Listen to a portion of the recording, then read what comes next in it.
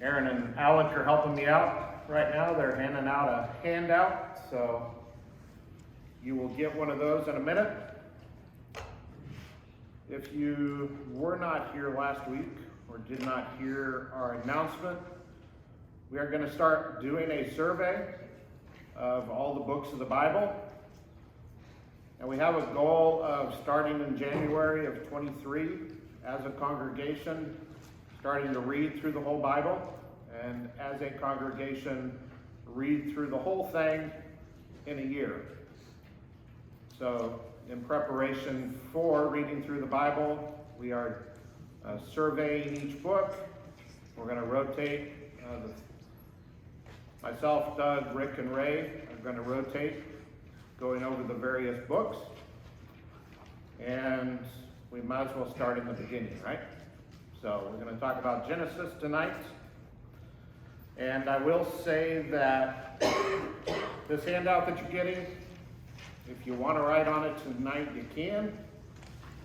Or if you want to keep it blank until you start reading Genesis, if you go along with our plan and don't start reading the whole Bible until January, that means you got a couple months between this class tonight and you're beginning to read Genesis.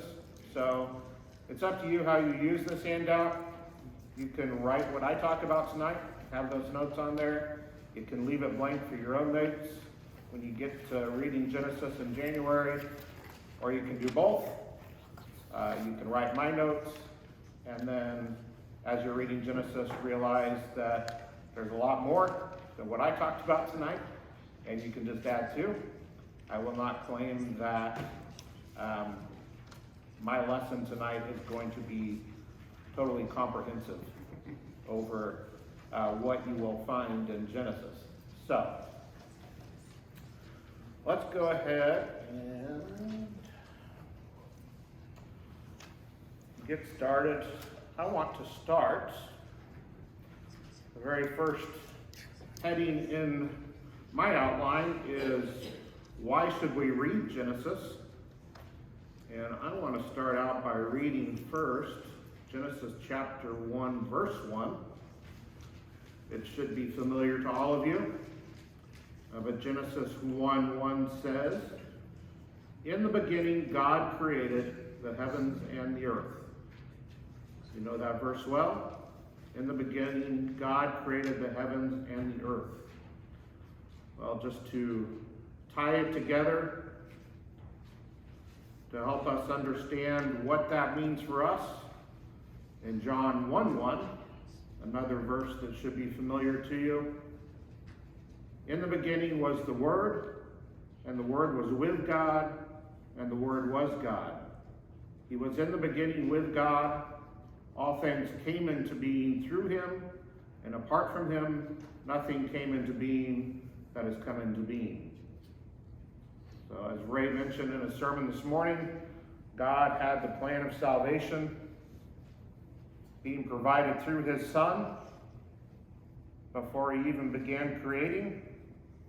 And our Savior was there in the beginning, and all things were created through him. So when we talk about why should we read Genesis, the first obvious answer is Genesis answers, where did we come from and why are we here? If you look at the history of mankind, it didn't take very long of man forgetting about God to start coming up with his own reasoning as to where did we come from and why are we here. It didn't take very long before man forgot about God and his work and start coming up with their own ideas of how the world came into being, coming up with their own ideas of gods, false gods who created them. You see it down through time, various stories of creation, various stories of things that are similar to what we read about in Genesis in some ways. when scientists, when archaeologists seem to come up and find these various things that talk about stories that are similar to what's in Genesis, of course, typically they don't say, well, that ancient culture must have copied what the truth was that we find in the Bible. Instead, of course, they say, well, the Bible must have been written later and copied the story of Gilgamesh and all these other stories that have been found. And then, of course, we see through time that some cultures went to great lengths to preserve their dead in hopes of having them live again on the other side. We see a great effort by man to create tombs, to create monuments, to find ways to mummify bodies throughout the world. And then as we get into modern time, probably can't even calculate how much time, how much money's been invested in scientists trying to answer the question of where did we come from and why are we here? They spend billions of dollars to send telescopes out into space, send probes to Mars to try to find evidence of life there. But we know that by reading Genesis, we have the truth. Man may not want to accept it, but we can read it. And we can find the answers to why, where did we come from, and why are we here? Also, reading through Genesis, it tells us of God's plan for how man should live. We see that independent of the Old and New Covenants. Through the first 11 chapters of Genesis, we can read God's design for mankind. Genesis also tells us of God's relationship with man and how sin broke that relationship. How can we possibly understand that we need a Savior if we don't understand what sin does to our relationship with God? Also, Genesis prophesies God's plan for repairing that broken relationship with man, which we'll talk about here further in a minute. And Genesis lays the foundation for our understanding of every other book that you read in the Old and New Testament. If you read through the Old Testament, the stories of the Israelites, how can we understand that covenant relationship that God had with the Israelites if we don't first read Genesis and read the origin of that covenant? How can we understand the intertwining story or narrative of God's desire to save his people and his plan to save his people without reading and understanding Genesis? Even in the New Testament, how can we understand the significance of Jesus' lineage, the significance of Jesus offering salvation to the Israelites first, and then to the Gentiles second? How can we understand all the things that the early church was going through without understanding Genesis and knowing the origins of God's covenant relationship with man? So that is some of the reasons why we want to read Genesis. Like I said, you might come up with more reasons that you can add there. But let's talk about who wrote Genesis and who was it written to. Does it really matter who wrote it and who was it written to? I would definitely say that yes, it does matter.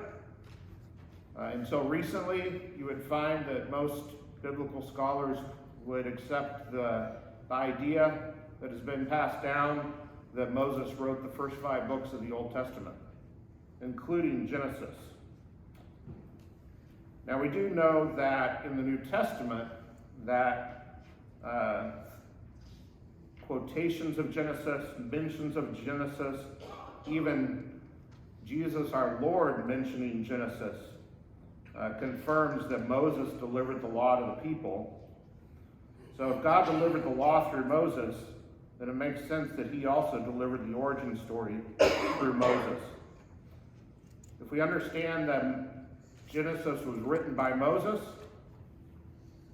if not before, then it refutes any arguments that people try to come up with these days that says that later Israelites just compiled all these oral traditions and wrote it down later on, and that a lot of these oral traditions were influenced by the cultures that were around the Israelites or who had captured the Israelites. So as they discover these tablets that are in the dirt that talk about stories of a flood, talk about our origin. These people try to say that, well, Genesis was written later on and it was influenced by these other stories.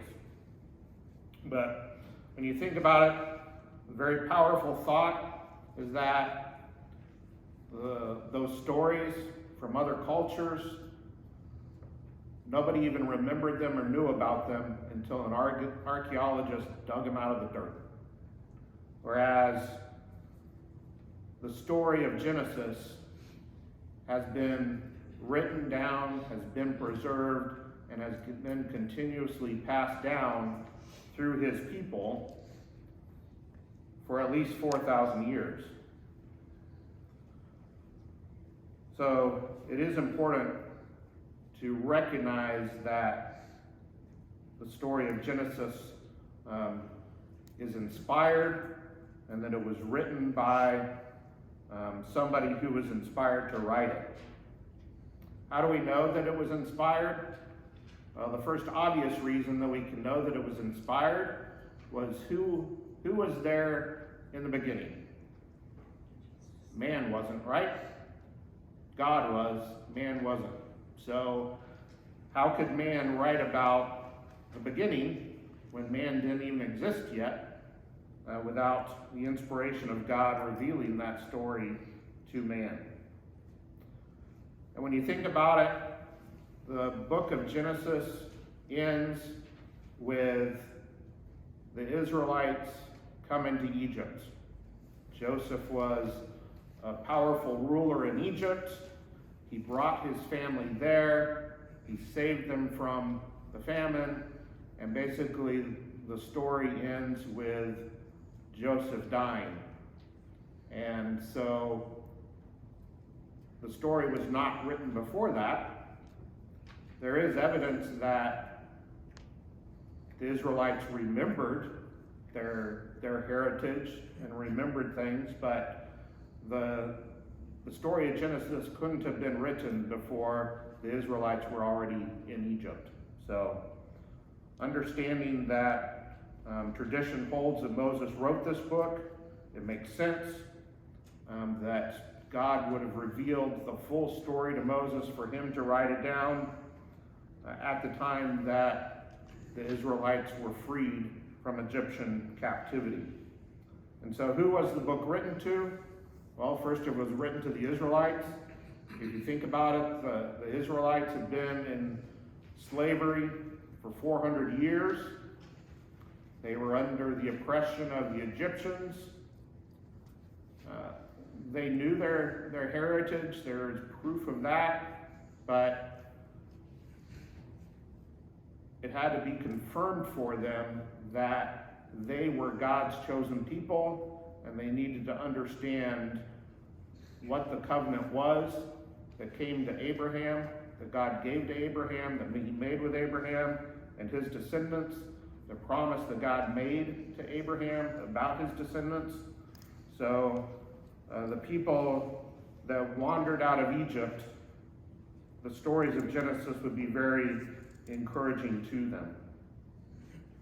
So as far as the Israelites and knowing some of their heritage, We see that they were still divided into their tribes when they were in Egypt.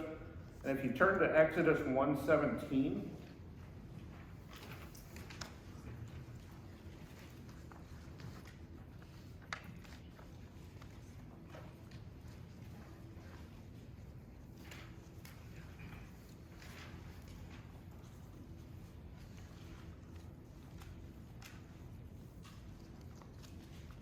in Exodus 1:17 it says, so basically Pharaoh said to the midwives, if a Hebrew woman is giving birth, and if you see that the baby is a boy, put that boy to death. But in verse 17 it says, but the midwives feared God, and did not do as the king of Egypt had commanded them, but let the boys live. So there we see evidence that these midwives know who God is, and they fear God. And then in Exodus 13,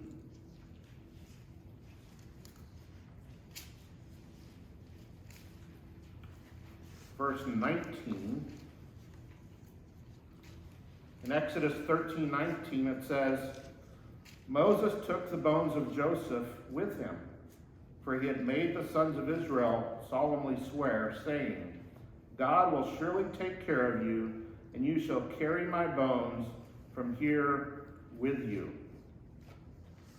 So we see there that the Israelites understood the 12 tribes that they were separated into. They, at least some of them, knew and feared God. And then in Exodus 13, we even see that after 400 years, they still had Joseph's bones and knew of his desire to be carried out of Egypt. So the Israelites had some understanding of their heritage, and the Genesis account filled in the gaps and confirmed for them that they were God's chosen people. So of course the book of Genesis was first written for the Israelites, but as we read the rest of the Bible, as we read the New Testament, we realize that this book of Genesis was also written for us. And we'll talk about that more in a minute as well. So, let's talk about the themes. When I was a sophomore in high school, I took honors English, and I got chicken pox and was out for 2 weeks. And when I came back, I realized that I missed a lot about determining themes and stories and never caught on. So, this may not be a list that you would come up with, but this is my list for the themes in the book of Genesis. Of course, beginnings, we understand that in the book of Genesis, there is the theme of beginnings. First, the beginning of the universe, then man and God's relationship, and then promises and covenants that we see begun in this book. Another theme that we see is that God is the creator, so he possesses the right to be in control. He gave man free will, but with God as the creator of all things, the universe, the creator of us, the creator of our relationship with him, it is not too much to ask of man that he relinquish control to the creator. But we also see in Genesis that man has a tendency to quickly forget that God is in control. As soon as they think that they're out of the presence of God, we see them sinning, being able to be tempted to sin and break the commandment of God. And we see it over and over again in the book of Genesis as man begins to forget God, forget that God is in control, then man goes his own way and commits horrific sins. Another theme that we see in the book of Genesis is that God has a specific plan for how man should live on this earth. Right from the beginning, it is laid out as to how man should live on this earth and be in compliance with God's will for how we live. We also see throughout the book of Genesis that trying to do things our way leads to lasting consequences. You can see that in several different places. I will talk about that in the next section. I've got several verses that point that painful fact out. We also see that God utilizes imperfect men for his perfect plan. God chose Abram to be the father of a great nation, to be the father of his people. But if you read the story of Abram, we quickly realize that he is not a perfect person. And it is recorded in the book the places where he messes up along the way. We also, as a theme, can see that we would do well to humble ourselves to God. We see it throughout Genesis that those who are humble and trust in God and rely on God do well, and God takes care of them. But those who are proud, arrogant, who decide to not trust in God but do the things their way, things don't go so well for them. So now let's talk about some things as you're reading through Genesis, some things that you can look for. Something that's very important throughout time. It may feel very relevant to us today, but it's always been very relevant and always been challenged and under attack, is God's design for the family. In Genesis chapter 2, verses 23 and 24, it says, "The man said, 'This is now bone of my bones and flesh of my flesh. She shall be called woman, because she was taken out of man. For this reason a man shall leave his father and his mother and be joined to his wife, and they shall become one flesh.'" So right there, we read through the creation of man and woman that God has a structure. He created two genders. He has a purpose for those two genders. He created the structure for family. And we later read in the New Testament how God's structure of the family reflects Jesus' relationship with the church. Another thing that you can look at throughout Genesis is sin's impact on mankind. I have several examples that I want to share with you, because it's important for us to understand what sin did to the story of man and his relationship with God. So if you look at Genesis 3:16 through 19, of course we know the story well.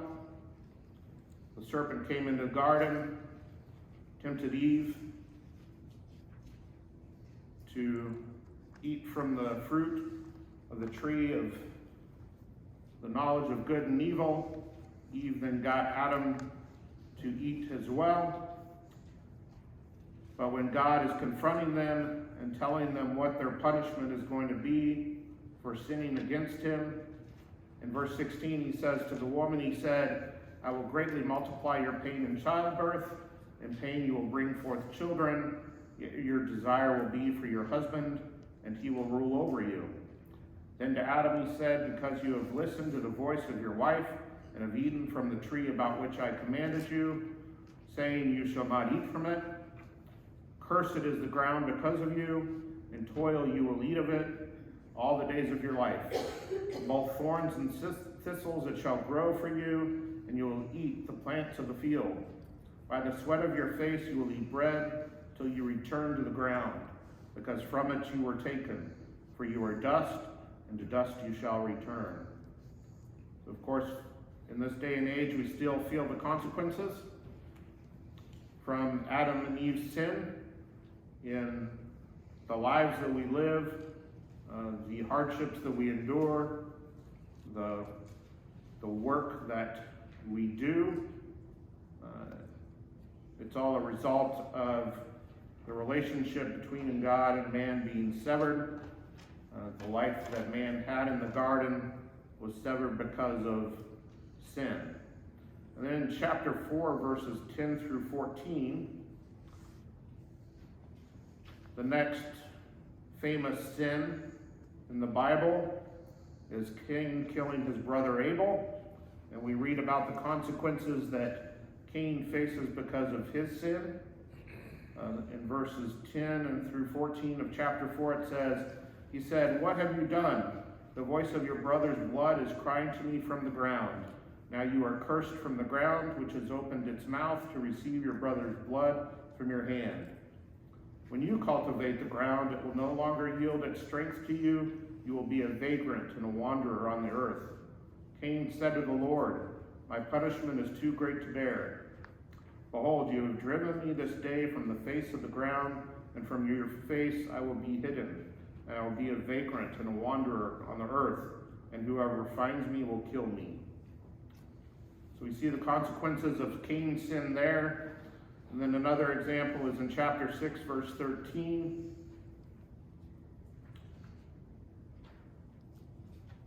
This is where God is talking to Noah. Of course, all men have become corrupt except for Noah. And so God is saying to Noah, the end of all flesh has come before me, for the earth is filled with violence because of them, and behold, I am about to destroy them with the earth. And we read about the consequences of man becoming corrupt and God's destruction of all mankind except Noah and his family. And then in chapter 9, we see the consequences of Noah's sons right after the flood is over. In verse 24, 9:24 through 27, we read about the differences between Noah's three sons because of Canaan's sin. It says that, blessed be the Lord, the God of Shem, and let Canaan be his servant. May God enlarge Japheth, and let him dwell in the tents of Shem, and let Canaan be his servant. And so there again we see the consequences of sin, and it had continuing ramifications throughout the Old Testament. We see other examples of the consequences of sin in chapter 12. This is actually when Abram lies to Pharaoh and says that Sarai is his sister, hiding the fact that Sarai was his wife, and Pharaoh suffered the consequences because of Abram's sin. And then also in chapter 16, we see another example of sin in the relationship between Sarai and Hagar and Abram. Basically, Sarai and Abram became anxious. They stopped trusting in God and had Abram have a child with Hagar, and basically it was Hagar's son who would suffer the consequences of that sin. In verses 11 and 12 of chapter 16, it says, the angel of the Lord said to her further, behold, you are with child, and you will bear a son, and you shall call his name Ishmael, because the Lord has given heed to your affliction. He will be a wild donkey of a man. His hand will be against everyone, and everyone's hand will be against him. So there's consequence that passes on to Abram's son because of his impatience and lack of trust in God. So throughout the book of Genesis, there's this theme of mankind sinning against God and there being consequences for it. And as you read throughout the Old Testament, you'll see the ramifications of some of those consequences. Another thing that you can look for in the book of Genesis are prophecies, messianic prophecies, or details that show the lineage of Jesus and the plan that would lead to the birth of Jesus. In Genesis chapter 3, verse 15, we see the first example of this. When God is talking to the serpent, he says, and I will put enmity between you and the woman, and between your seed and her seed. He shall bruise you on the head, and you shall bruise him on the heel. And then in chapter 9, verse 26,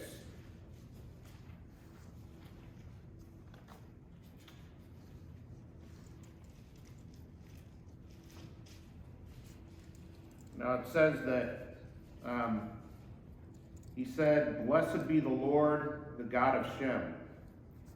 So whether you take this as a direct prophecy that the line of Jesus would come through Shem, or just looking upon it, this verse shows that Shem was favored by God, and we see as we read about the genealogy of Jesus and know what line he came through, that it came through the line of Shem.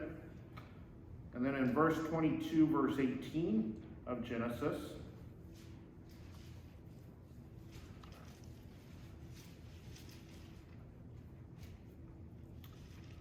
this is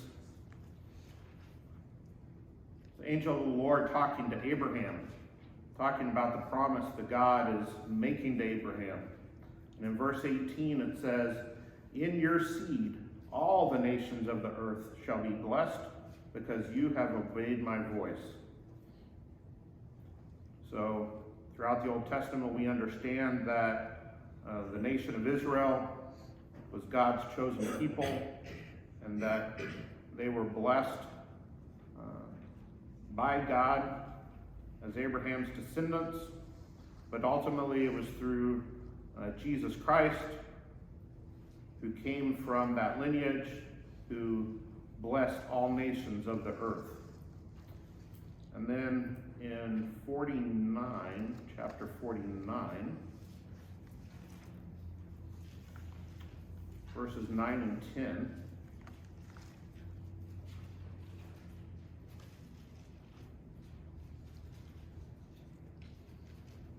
now again, whether you read this as a direct prophecy of Jesus, or this shows the favor that is shown to Judah and the power that will come through his tribe. In verse 9 it says, "Judah is a lion's whelp. From the prey, my son, you have gone up. He couches, he lies down as a lion, and as a lion who dares rouse him up. The scepter shall not depart from Judah, nor the ruler's staff from between his feet, until Shiloh comes, and to him shall be the obedience of the people." And of course we know that Jesus came through the lineage of Judah as well. And we can, if you actually go to Luke chapter 3, verse 33 through 38, the genealogy that Matthew provides starts with Abraham, but if you look at the genealogy provided by Luke in chapter 3 of his book. In verses 33 through 38, we see that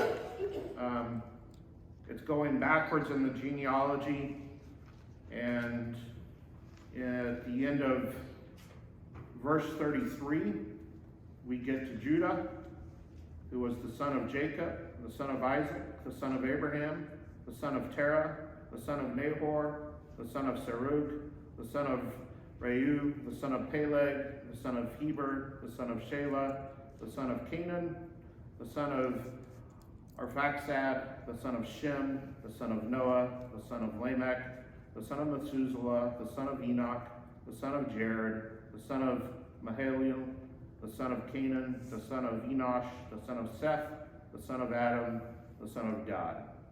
And if you just look at that lineage, and then look at the names that are mentioned there as you read through Genesis, something that you can look for is how God's favor was shown upon those people as it was leading up to that lineage that Jesus would come from. And then something else that you can look for that's interesting in Genesis is the overlap of generations. If you actually take the time and look at the generations and read through it and how long each person lived, you will find that Shem was alive at the same time as Abraham. Methuselah was alive at the same time as Shem, and Adam was alive at the same time as Methuselah. So basically you have this line going from Adam alive when Methuselah was born, Methuselah alive when Shem was born, and Shem alive when Abraham was born, which then of course leads to Isaac, Jacob, and the 12 sons of Israel. So you see that unbroken line of people being able to talk to their sons about who had come before them. All right, again, that's not a complete list. As you go through and read Genesis, other things will also stand out to you, but you can use that as a starting point. So now, in the last few minutes, let's talk about the outline of the book of Genesis and how it is broken down. So there's a couple common ways that people break down Genesis into an outline. Of course, there is part 1 and part 2. Part 1 being chapters 1 through 11, talking about the creation of the universe, creation of the world, creation of all living things and mankind, God's early relationship with man, man's fall, leading through Adam to his sons, through the story of Noah, and then as you go from there, then you get to the point where part 2 starts with Terah and his son Abram, and then goes from there, basically narrowing things down. The first part is more of a broad scope of God's relationship with the universe and relationship with all mankind, being narrowed down in part 2 to leading to be in relationship with his chosen people through Abram. So you can break it down into parts 1 and part 2, but then also another common way that it's broken down, it's naturally broken down this way into generations.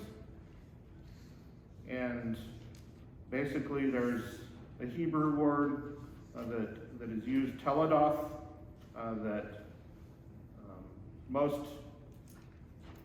Bible versions translate as generations, and you'll see different accounts or different verses where it talks about these are the generations. And so you can break it down. In part 1, there are 5 generations listed. You've got the first generation, which is the generations of the heavens and the earth. The second generation is the generations of Adam. And then generations 3 is the generations of Noah. And then generations 4 is the generation of the sons of Noah, Shem, Ham, and Japheth, the sons who were born after the flood. And then the final generation listed is in chapter 11, verse 10. It says, these are the generations of Shem. When Shem was 100 years old, he fathered Arpachshad 2 years after the flood. So in part 1, you see those 5 generations mentioned. And then in part 2 of the book, and you see the rest of the generations listed.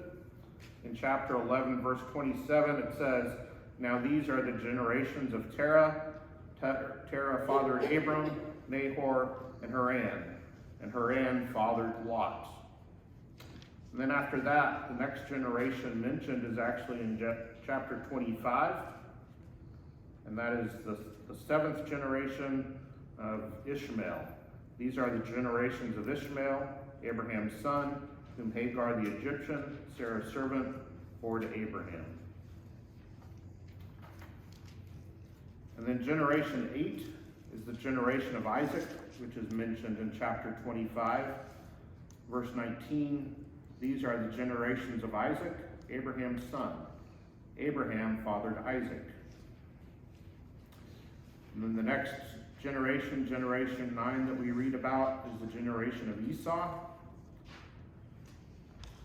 And it's actually mentioned in chapter 36. It says, these are the generations of Esau. That is Edom. Which, it's interesting that Edom is mentioned there, because of course the Israelites would know who the Edomites were, and they had interaction with the Edomites as they came out of Egypt to enter the Promised Land. And then the 10th generation mentioned is Jacob in chapter 37. It says, these are the generations of Jacob. Joseph, being 17 years old, was pasturing the flock with his brothers.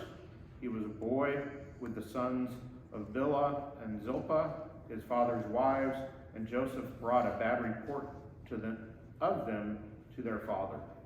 So, unlike some of the other generations that are listed that I mentioned, where it starts off with the oldest son of that person's generation, it is interesting that in the generations of Jacob, Joseph is the first one listed, which of course we understand that he was his father's favorite, but also he was the one that led to the saving of the Israelites in the time of the famine. I have run out of time, so I'm not going to get into all the other material and questions that I had for those generations, but basically this gives you a starting point, something as you start to read through Genesis that you can refer to, and there's blank spaces there for you to fill in as you find things that are relevant.